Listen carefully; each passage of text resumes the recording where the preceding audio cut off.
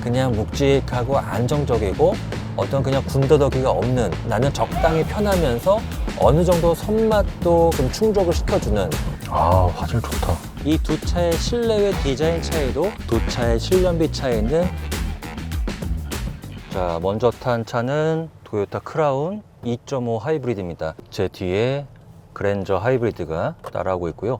오늘 연비 리뷰가 말씀드린 대로 풀투풀 방식으로 진행을 할 것이기 때문에 저희 집 근처 주유소에서 두 차 모두 연료를 가득 채우고 출발을 하겠습니다. 그래서 인천 계양에 있는 저희 집에서 서울 서초동에 있는 저희 사무실까지 시내길 위주로 한 30km 정도 되거든요. 주행을 한 다음에 차를 갈아타서 제가 그랜저를 타고 이번엔 서초동 사무실에서 영종도 미단시티까지, 그때는 고속도로 위주로 주행을 하도록 하고요. 그리고 마지막은 미단시티에서 다시 계양에 있는 최초 출발지인 저희 집까지 이렇게 연비 계측을 해보도록 하겠습니다.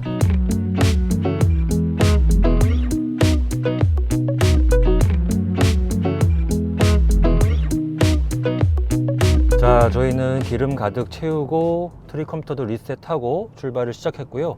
자, 지금 현재 2.5km 주행 경과를 했고, 현재까지 평균 연비는 리터당 14.7km로 시작하고 있습니다. 자, 우선 본격적인 차의 어떤 느낌을 소개하는 데 앞서서 이 제조사별 하이브리드 시스템의 특징을 간략하게 짚고 넘어가면 좋을 것 같습니다. 도요타부터 한번 설명을 드려볼게요.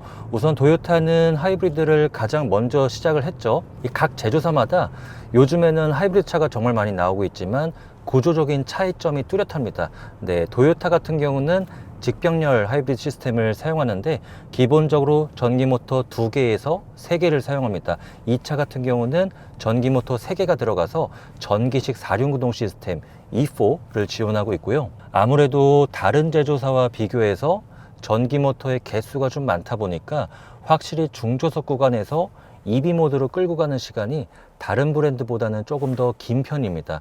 그리고 전기 모터의 개수가 많다 보니까 특히 가다서다 반복되는 이런 출근길 정체 구간에서는 감속 또는 제동할 때마다 이 회생 제동할 때 관여하는 이 발전기가 많기 때문에 이렇게 감속하는 상황에서 배터리의 체력 회복 속도도 조금 더 빠른 편이거든요. 그래서 이 도요타 렉서스의 하이브리드 시스템을 한마디로 요약하면 시내 주행에서는 얘네가 최강이다, 이렇게 말씀드릴 수 있겠습니다.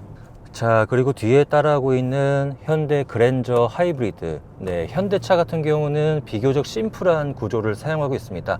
병렬 하이브리드 시스템인데 기본적으로 얘네도 엄밀히 말하면 전기 모터 2개를 사용하는 게 맞습니다. 네, 구동과 발전을 하는 가장 큰 역할을 하는 모터가 하나 있고, 그리고 작은 고전압 시동 모터가 있습니다. 얘도 정차 중 아이들링 상태에서 발전도 하거든요. 하지만 그 역할이 크지는 않기 때문에 실질적으로 역할을 많이 하는 거는 모터 1개다, 이렇게 말씀드릴 수 있겠고, 자, 도요타 같은 경우는 엔진과 전기 모터의 권한이 나름 균등하게 배분이 되어 있다고 하면은, 현대차 같은 경우는 엔진이 주고 모터가 부사수 개념입니다. 그래서 시내 주행 연비와 고속 주행 연비, 보통 일반적인 도요타 하이브리드 같은 경우는 오히려 시내 연비가 더 잘 나오고 고속도로 연비가 조금 낮게 나오거든요. 자, 반대로 현대차 하이브리드 같은 경우는 일반 내연기관차와 같습니다. 시내 주행보다는 고속도로에서 조금 더 높은 연비가 나오는데, 자, 현대차의 EV 모드는 이 배터리의 잔량만 충분하다고 하면은 저속과 고속 가리지 않고 EV 모드가 바로 개입해버리는 그런 특징이 있습니다. 반면에 도요타 같은 경우는 시속 100km 이하에서만 EV 모드가 좀 자주 개입되는 편이고, 그 이상 고속에서는 거의 엔진을 위주로 구동을 하게 되는데, 사실 한두 세대 전 모델 같은 경우는 이런 구조적 차이가 뚜렷하다 보니까 오히려 시내 주행이 잦은 그런 운전자한테는 이 도요타 하이브리드 사는 게 훨씬 큰 이득이 아닌가 말을 했었던 적이 있는데, 근데 요즘 나오고 있는 현대 기아차 하이브리드 같은 경우는 사실 이 배터리의 체력 회복 속도가 예전보다 훨씬 빨라졌거든요.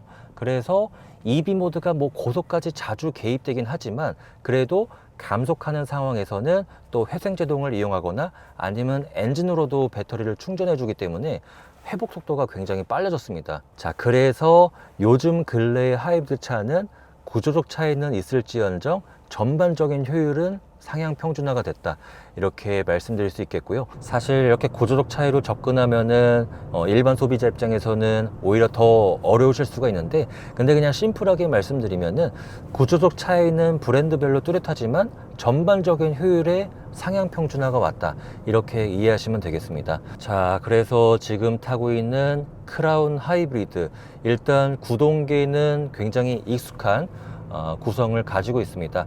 직렬 4기통 2.5리터 가솔린 자연흡기 엔진에 전기 모터 3개를 조합한 직병렬 하이브리드 시스템인데, 네, 이 구동계 같은 경우는 뭐 캠리나 라브4, 시에나, 렉서스 ES 등 다양한 라인업에 쓰고 있는 엔진이라고 할 수 있는데, 각 모델의 특성에 따라서 출력의 차이는 조금씩 있습니다. 이번 크라운 같은 경우는 조금 더 운동 성능을 강조하기 위해서 다른 하이브리드보다는 출력이 살짝 높게 세팅이 되어 있습니다. 시스템 최고 출력은 239마력이고요. 네, 지금 뒤에 따라오고 있는 그랜저 같은 경우는 230마력입니다. 9마력 정도의 차이가 있는데, 대신에 그랜저 같은 경우는 저희가 가져온 시승차가 18인치 휠의 중간 트림이거든요. 저 모델 같은 경우는 공차 중량이 정확히 1700kg이고요. 이 차 같은 경우는 아무래도 모터 개수도 많고 4륜구동 시스템 때문에 공차 중량은 1.8톤이 조금 넘습니다. 공인 복합 연비도 설명을 드리면, 네, 크라운 같은 경우는 국내 인증 복합 연비가 리터당 17.2km고요. 그랜저 같은 경우는 휠 인치수에 따라서 편차가 좀 크더라고요. 또 뭐 19인치, 20인치 이렇게 올라가게 되면은 연비가 또 많이 내려가더라고요. 자, 현재 8km 주행을 하고 있고요. 연비는 리터당 18.0km까지 올라갔습니다. 확실히 제가 일부러 좀 고속도로보다는 시내 주행으로 가고 있는데, 이런 도로 상황에서는 EV 모드가 자주 개입되다 보니까 연비가 빠르게 오르고 있습니다. 그래서 이 차는 자신의 어떤 평상시 운행 패턴에 따라서 구입하시면은 소위 덧봉을 뽑을 수가 있는데, 자신의 출퇴근 그런 환경이 고속도로보다는 시내 주행 비중이 압도적으로 높다 하는 분들한테는 이 크라운을 구입하시면은 공인연비보다 한층 높은 그런 효율을 얻을 수가 있습니다.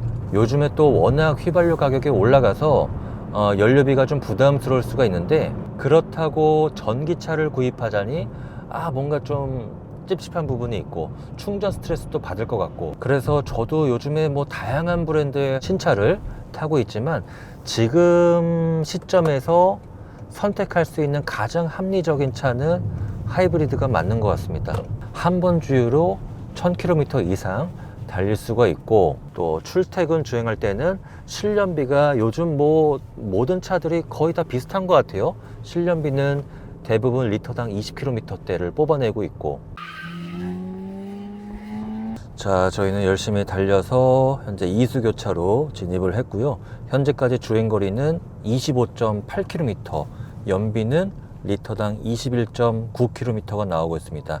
네, 현재 저희 차에는 남자 2명이 탑승한 상태이고, 그랜저는 1명 탑승한 상태인데, 공인연비보다는 한층 높게 나오고 있습니다. 리터당 17.2가 공인연비니까 3km 이상 더 잘 나오고 있네요. 이렇게 공인연비보다 더 높게 나올 수 있었던 비결은 확실히 전기모터의 개수가 많다 보니까, 네, 이렇게 감속하는 과정에서는 배터리를 빠르게 회복을 시켜주고, 그리고 여기서 얻은 배터리의 양을 또 EV 모드의 개입 시간을 늘리는데 활용을 하기 때문에, 특히 이렇게 가다서다 반복되는 구간에서는 효율이 정말 높게 나오고 있습니다.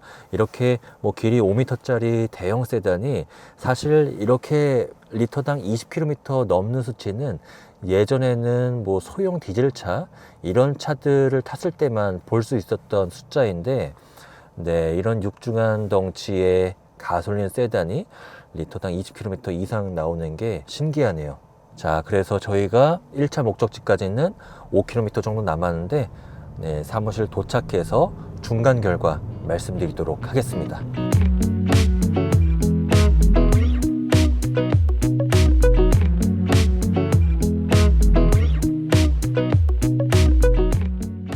자, 저희는 도착을 했고요. 먼저 크라운은 리터당 22.5km가 나왔습니다. 자, 그랜저로 바깥 하는데요. 야, 이게 지금 좁은 데 지나가니까 바퀴 양옆으로 화면을 이렇게 또 띄워주네요. 이런 것들 때문에 약간 턱이 있는 어떤 대형마트 주차장 진입할 때 되게 도움될 것 같습니다. 아, 화질 좋다. 자, 1차 테스트에서 차이가 조금 발생을 했네요. 물론 트리컴퓨터 기준이긴 하지만 한 4km 정도 차이가 났습니다. 자, 이런 부분들은 제가 앞서 말씀드린 대로 구동계의 어떤 구조적인 차이에서 오는 결과일 것 같아요. 네, 크라운 같은 경우는 전기 모터의 개수가 많고 특히 고속보다는 중저속 구간에서 EB 모드 개입이 많다 보니까 확실히 오는 길에서는 저희가 정체 구간 위주, 시내 주행 위주 달리다 보니까 실연비가 상당히 높게 나왔고, 반면에 이 차 같은 경우는 연비가 잘 나오는 조건은 일반 가솔린 차와 거의 동일합니다. 막히는 구간보다는 조금 더 뻥 뚫린 고속도로에서 연비가 좀 더 잘 나오는 특징을 지니고 있습니다. 하지만 이 차 물론 뭐 길이가 5m가 훨씬 넘는 차죠. 이런 육중한 대형 세단이 리터당 18km대가 나온다는 것도 이 차도 대단한 것 같습니다. 자, 이게 지금 저희가 번갈아 바로 타보니까 이 두 차의 차이를 확실하게 느낄 수가 있네요. 일단 정숙성적인 측면에서는 네, 그랜저에 손을 들어주고 싶습니다. 지금 이 차 같은 경우는 뒷좌석까지 이중접합 차음유리가 적용이 되었고, 바닥에서 올라오는 소음이나 오늘 또 바람이 많이 부는 날씨인데 풍절음도 비교적 잘 억제가 되어 있습니다. 야, 이제 그랜저가 사실 원래 정수성이 되게 좋긴 했었는데 요즘 나오는 그랜저 같은 경우는 거의 제니스급과 거의 차이가 없을 정도로 많이 조용해졌네요. 자, 그리고 제가 지금 타고 있는 모델은 지금 현대차에 미디어 시승차가 없어서 저희가 렌터카를 섭외를 했습니다. 아무래도 모델 이제 트림이라든지 옵션 구성은 조금 떨어지는 편인데 딱 중간 트림에 현대 스마트 센스 옵션 하나만 들어간 모델인데, 그래도 뭐 워낙 기본적으로 들어간 옵션들이 상당히 많네요. 뭐 계기판이나 중앙 모니터, 화면 12.3인치 동일하게 들어갔고, 네, 여기 공조 장치가 상위 트림에는 전부 다 모니터 방식인데 이거 기본 물리 버튼 방식도 괜찮네요. 확실히 오히려 터치보다 이 방식을 더 선호하는 분들이 많을 것 같다는 생각이 듭니다. 네, 그리고 여기 앞쪽에도 수납 공간을 아주 널찍하게 파놨기 때문에 기어 레버가 운전대 뒤쪽으로 붙으면서 공간이 조금 더 탁 트여 있다는 생각이 듭니다. 자, 저희는 고속도로에 올라왔습니다. 네, 저희가 사무실에서 미단시티까지 가는 길은 고속도로 위주로 구성을 했습니다. 그래서 오전에 올 때는 완전히 시내 주행 위주라면은 미단시티까지 두 번째 단계에서는 고속도로 위주로 구성을 해서 두 차의 연비 차이를 좀 알아보도록 하고요. 가는 길에 이 두 차의 주행 질감에 있어서 어떠한 차이가 있는지 한번 비교해서 말씀드리도록 하겠습니다. 저희가 번갈아 가면서 타보니까 이 두 차의 성격 차이가 완전히 이제 잘 느껴지는데, 먼저 승차감부터 말씀을 드리면 두 차 모두 승차감이 부드럽고 좋은 편인데요. 근데 질감의 차이는 분명히 있습니다. 먼저 탔었던 크라운 같은 경우는 그랜저와 비교해서 조금 더 부들부들 야들야들 그런 느낌이 있습니다. 네, 어떻게 보면은 굉장히 좀 소프트하다 이런 느낌이 들 때가 많은데, 지상고가 높고 서스펜션의 상하 스트로크가 조금 긴 편이라서 그런지 굉장히 부들부들한 그런 승차감이 나옵니다. 그런 느낌이 렉서스 ES를 탈 때에도 동일하게 느껴지는 감각인데, ES보다도 서스펜션의 스트로크가 조금 더 길다 이렇게 말씀드릴 수 있겠고, 1열 승차감 뿐 아니라 2열에서도 동일한 그런 부드러운 승차감을 느낄 수 있기 때문에 보편적인 소비자가 두루 만족할 수 있는 그런 승차감이다 이렇게 말씀드릴 수 있겠고, 그랜저는 제가 사실 타면서 조금 의외인 게 오랜만에 타보거든요. 근데 고속주행 안정감이 정말 많이 좋아졌습니다. 우선은 플랫폼이 바뀌었죠. 3세대 플랫폼으로 바뀌면서 무게중심이 되게 아래쪽에 깔려 있다는 생각이 들고, 그리고 이 3세대 플랫폼이 적용됐었던 초창기 모델들, 뭐 소나타라든지 K5, K8, 뭐 소렌토 이런 차들을 처음 탔을 때 약간은 설익은 느낌이 있었거든요. 승차감이 뭐 물론 무게중심이 내려가서 운동 성능이 좋아진 건 맞지만 조금 노면 요철을 투박하게 처리할 때가 이따금씩 있었는데, 지금 그랜저에서는 이제 어느 정도 숙성된 느낌이 나거든요. 3세대 플랫폼 특유의 어떤 무게중심이 아래쪽으로 끌어당기는 그런 느낌이 나면서 또 적당히 부드러운 승차감까지 양립시키고 있는 그런 아주 기분 좋은 느낌을 전해주고 있습니다.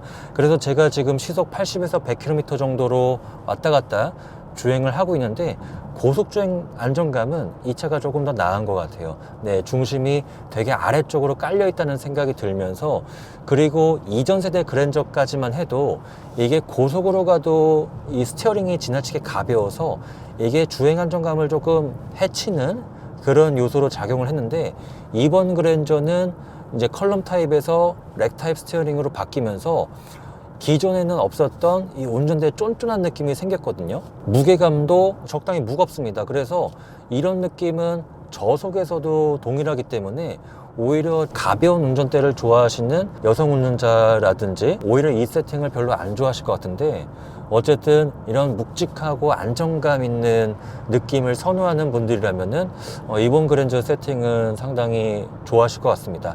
반면에 안정감이 좋다고 해서 아주 예리한 느낌까지 구현하지는 못했습니다. 못했다기보다는 안 했다고 보는 게 맞을 것 같은데, 아무래도 이 차의 성격상 이번에는 차가 더 커지면서 확실히 현대차의 기압 역할을 맡으면서 이렇게 나온 차기 때문에 이거는 약간 의도한 세팅 같습니다. 전체적으로 아주 차가 빠릿빠릿하게 움직인다기보다는 묵직하고 안정적인 거동 그쪽에만 좀 치중을 한 느낌이 들거든요. 그래서 제가 스티어링을 살살 돌려봐도 차가 아주 기민하게 반응한다기보다는 그냥 묵직하게 거동을 하는 그런 특성을 보여주고 있는데, 근데 사실 이거는 차의 성격이 있다 보니까 이거는 단점이라기보다는 이 차의 장르에 맞게 딱 세팅을 했구나 이런 생각이 들고요. 그리고 지금 모델 같은 경우는 전자제어 서스펜션이 탑재되지 않은 기본 모델인데, 아마 그랜저에 관심이 있는 분들은 전자제어 서스펜션을 넣냐 빼냐 이걸 가지고도 고민이 많으신 걸로 알고 있습니다. 제가 두 차를 이렇게 타보고 말씀을 드리면은 물론 확실한 차이는 있습니다. 전자제어 서스펜션이 들어간 모델이 포장 상태가 좀 고르지 못한 그런 구간을 지나가거나 특히 방지턱을 넘었을 때 차가 조금 더 부드럽고 안정적인 그런 느낌이 들거든요. 근데 그렇다고 해서 그 옵션이 없는 차가 승차감이 별로다 이렇게 말씀드릴 건 또 아니네요. 제가 지금 타보니까 전반적으로 이 그랜저보다 아래급 차들과 비교해서는 확실한 차이가 있습니다.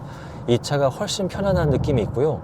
그리고 지금 이 차 같은 경우는 18인치 휠에 타이어도 조금 더 두툼한 타이어가 적용이 되다 보니까 어떤 전자제어 서스펜션이 탑재되지 않은 그런 아쉬움을 작은 사이즈의 휠이 어느 정도 상쇄를 시켜주고 있습니다.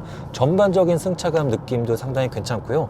그리고 정숙성, 이제 바깥하고 처음에 출발할 때 말씀을 드렸지만 정숙성도 그랜저가 조금 더 낫다 이렇게 솔직하게 말씀드려야 될 것 같습니다. 그래서 이 차를 타니까 딱 그냥 느껴지는 게 한 40대가 넘어가서 이제 어차피 다니는 도로가 막히는 출퇴근 구간이고 나는 그냥 뭔가 예민하게 BMW 5 시리즈처럼 이렇게 아주 예리한 핸들링이라든지 이런 느낌보다는 그냥 묵직하고 안정적이고 어떤 그냥 군더더기가 없는 그런 주행 질감을 가진 차가 좋다 하는 분들은 이 차를 사는 게 맞는 것 같습니다. 그러니까 판매량도 잘 나오겠죠.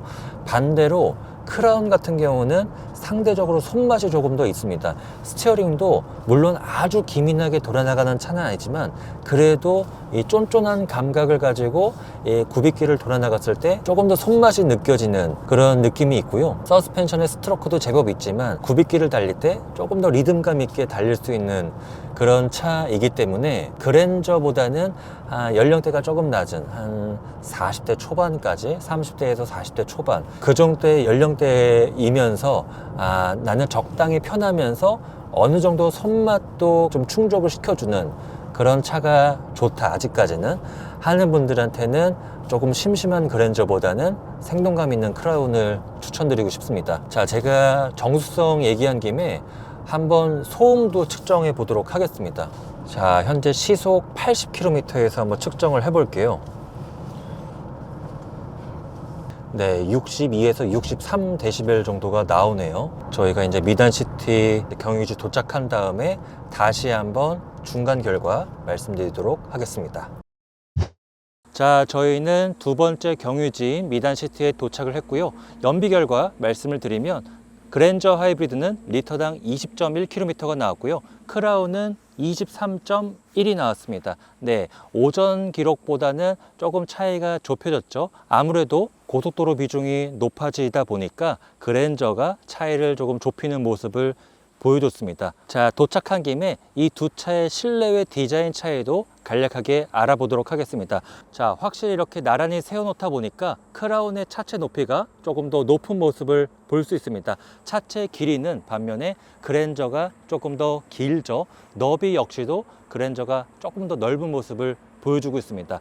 자, 이렇게 디자인 차이도 생각보다 많이 있죠. 네, 그랜저 같은 경우는 뭐랄까, 이전보다는 조금 더 보수적이고 권위적인 그런 이미지를 전해주고 있습니다. 컬러 같은 경우는 요즘에 뭐 도로에서도 많이 보잖아요. 검은색 그랜저. 네, 굉장히 좀 무난하면서 약간 기품이 있다고 해야 될까요? 그런 이미지가 드는 반면에 크라운 같은 경우는 색깔도 조금 오묘하죠. 이게 약간 브론즈 컬러인데 굉장히 독특한 이미지를 전해주고 있습니다. 그리고 그랜저와는 상대적으로 조금 요 앞쪽이 튀어나와 있다든지 이 그릴 속에 블랙으로 이렇게 마감한 구성이라든지 조금 더 개성 있는 모습을 보여주고 있습니다. 그리고 크라운 같은 경우는 엠블럼도 앞쪽에는 도요타 엠블럼이 아니라 크라운 전용 왕관 엠블럼을 채용하고 있어서 뭐랄까, 조금 더 도요타스럽지 않은 조금 개성을 강조한 그런 모습을 보여주고 있습니다. 휠 사이즈는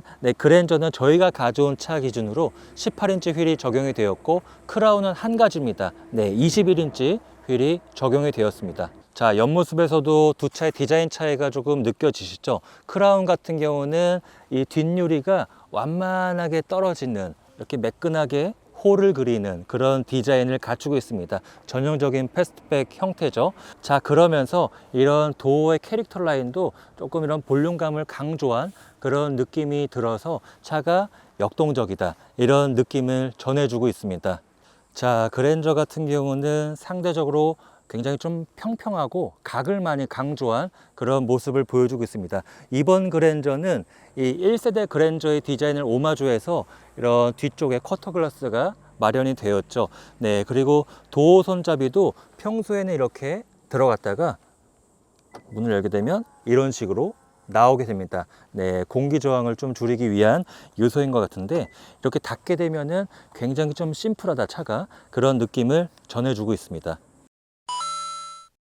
자, 다음은 뒷모습인데요. 두 차가 비슷한 부분도 어느 정도 있습니다. 네, 테일램프가 두 차 모두 가로로 길쭉하게 구성이 되어 있죠. 반면에 크라운은 키가 조금 큰 차다 보니까 램프의 위치도 살짝 높게 자리했고 뒷유리도 상대적으로 높게 자리하고 있습니다. 저희가 뒤에 세워놓은 김에 두 차의 트렁크 공간도 한번 비교해 보도록 하겠습니다. 자, 우선 기본적인 용량부터 말씀을 드리면 크라운이 조금 더 용량은 큰 편입니다. 네, 그랜저 같은 경우는 이전보다 오히려 트렁크 공간이 줄어들었는데요. 기존 그랜저 같은 경우는 기본 용량이 515리터였는데 신형은 480리터로 조금 줄어들었습니다. 그래서 저희가 수치적인 거 외에 요게 저희가 실제 사용하고 있는 조명 가방인데요. 골프백보다 조금 더 길쭉합니다. 그래서 이거를 동일하게 한번 실어보면서 어떤 차의 트렁크 공간이 실용적인지 한번 체크해 보도록 하겠습니다. 자, 먼저 그랜저에 한번 실어볼까요? 자, 이거를 길쭉하게 실면은 조금 걸려서 대각으로 이렇게, 자, 이 정도 공간이 남고요. 좌우 너비가 조금 긴 편이네요. 이 차는 아무래도 차체 너비가 조금 더 크기 때문에 좌우 너비가 조금 더 여유롭게 확보가 되었습니다. 확실히 이 차가 넣는 게 조금 더 편하네요. 이거를 탑재했을 때 이 트렁크의 높이 차이가 조금 있다 보니까 그랜저는 살짝 걸리면서 들어갔거든요. 근데 이 차는 높이가 여유가 있어서 상대적으로 부피가 조금 있는 짐도 조금 수월하게 실을 수 있는 장점이 있습니다. 반면에 크라운 같은 경우는 여기 왼쪽에는 조금 깊숙하게 파여져 있지만 오른쪽이 조금 막혀 있기 때문에 좌우 너비 자체는 그랜저가 조금 더 여유 있는 모습을 보여주고 있습니다. 자, 그리고 가장 큰 차이점 중에 하나가 바로 2열 시트의 폴딩 여부인데요. 크라운 같은 경우는 2열 시트를 폴딩할 수가 있고 그랜저 하이브리드는 2열 시트를 접을 수가 없습니다. 그래서 부피가 조금 긴 장비라든지 뭐 캠핑 장비 이런 것들까지 고려를 하시는 분들은 크라운이 조금 더 실용적인 선택일 것 같다, 이렇게 말씀드릴 수 있겠습니다. 그랜저의 뒷좌석입니다. 뭐 확실히 많이 넓네요. 네, 레그룸도 상당히 넓게 확보가 되어 있고, 참고로 제 키가 182인데 네, 앞좌석을 제 키에 맞추고 뒤에 앉은 상태입니다. 네, 뭐 무릎 공간은 주먹으로 설명하는 게 힘들 정도로 굉장히 광활한 모습을 보여주고 있고요. 그리고 네, 지금 이 차에는 파노라마 선루프가 탑재가 안 되었는데 확실히 선루프가 있는 차보다는 없는 차가 머리 공간이 조금 더 여유롭네요.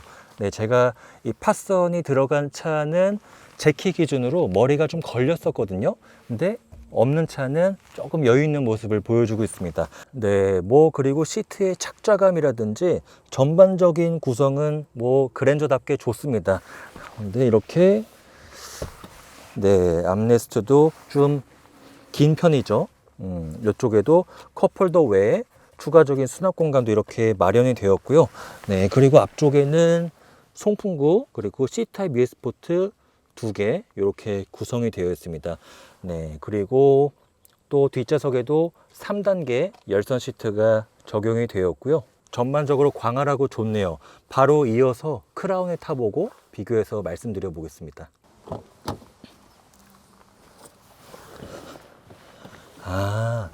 네, 이게 크라운인데요. 확실히 탑승할 때부터 차이가 좀 느껴지는 게 지상고가 높다 보니까 이 차는 약간 엉덩이를 슥 하고 들이밀면은 쉽게 탈 수 있는 그런 장점이 있네요. 그랜저 같은 경우는 조금 차가 낮다 보니까 제가 좀 깊숙이 앉으면서 타는 느낌이라고 하면은 이 차는 타고 내리는 과정이 조금 더 쉽다는 장점이 있습니다. 네, 이렇게 앉아 보니까 확실한 차이가 좀 느껴지시죠? 네, 무릎 공간은 그랜저가 조금 더 넓네요. 이 차도 물론 작은 차는 아닌데 네, 보여지는 무릎 공간은 캠리와 ES의 사이 정도인 것 같아요. 네, 주먹 한 2개 정도가 들어가는 공간이 나오고, 네, 그리고 지금 이 차는 파노라마 선루프가 적용이 되었는데 머리 공간은 그랜저보다는 조금 그렇게 여유롭지는 않다, 이런 느낌입니다. 반면에 이 머리 들어갈 부분을 오목하게 파놔서 그래도 성인 남성은 뭐 이렇게 무리 없이 탈 수 있는 정도인 것 같고, 그리고 재밌는 거는 그랜저 같은 경우는 뒤에 앉았을 때 조금 푹 파묻히는 그런 느낌이 드는 반면에 지금 이 차 같은 경우는 2열 시트의 힙 포인트가 1열보다 조금 높게 자리했습니다. 그래서 뒤에 앉았을 때도 답답하지 않고 조금 더 개방감이 좋은 그런 모습을 볼 수 있네요. 네, 그리고 기본적인 장비 구성은 거의 동일한 수준인 것 같아요. 앞쪽에 송풍구 있고 USB-C 포트 이렇게 2개가 탑재가 되었고요.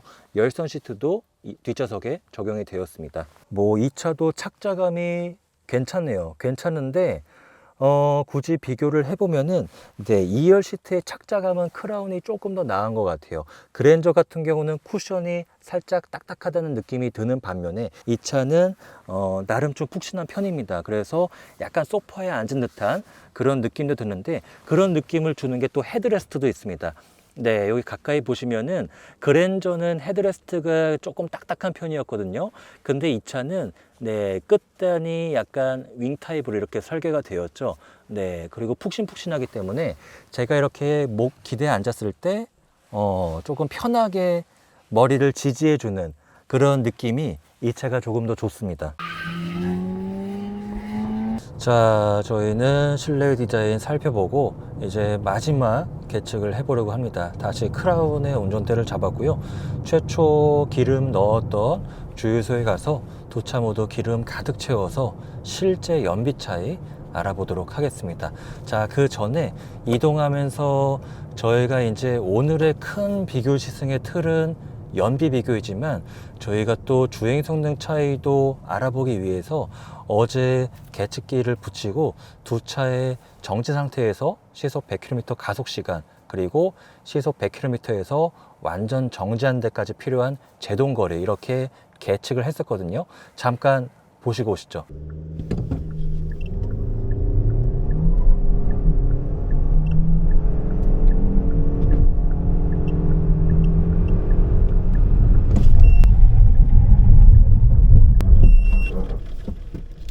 네, 이렇게 계측기로 비교를 해 봤는데 생각보다 차이는 조금 있었습니다. 우선 크라운은 시스템 최고 출력이 239마력이고 그랜저 하이브리드는 230마력이죠.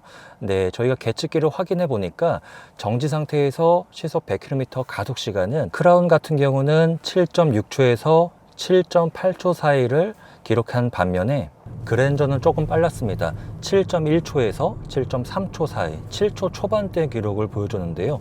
아무래도 시스템 최고 출력은 9마력 낮은데 공차 중량이 조금 더 가볍고, 그리고 1.6 가솔린 터보 엔진, 이 과급기 엔진 특성상 저회전부터 토크가 조금 더 강력하게 나오기 때문에 확실히 가속 성능은 그랜저 쪽이 조금 더 빠른 모습을 보여줬습니다. 자, 그 다음에 시속 100km에서 완전 정지한 데까지 필요한 제동 거리도 약간은 차이가 있었는데요.